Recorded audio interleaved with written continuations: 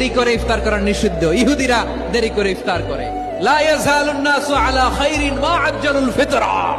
বিশ্বনবী বলেছেন, এই উম্মত যতদিন আগে আগে ইফতার করবে, এই উম্মতের কপাল থেকে কল্যাণ কেউ ছিনিয়ে নিতে পারবে না। চিল্লায় বলেন ঠিক কিনা? আজানের জন্য বসে থাকবেন না, সময় দেখবেন। স্থানীয় সময় যখন সূর্যাস্ত হওয়া মাত্রই বিসমিল্লাহ, খেজুর খেয়ে ফেলবো। পারবেন তো নাকি দেরি করবেন? 2 নাম্বার, রমাদানের পবিত্রতা বজায় রাখবো। কোন তর্ক বিতর্ক অশ্লীলতায় আমরা জড়াবো না, ঝগড়া করবো না, সরাসরিও না, ফেসবুকেও না। করবেন কেউ গালি দিলে বলবেন ইন্নী ইমরুউন সায়েম, আমি রোজাদার।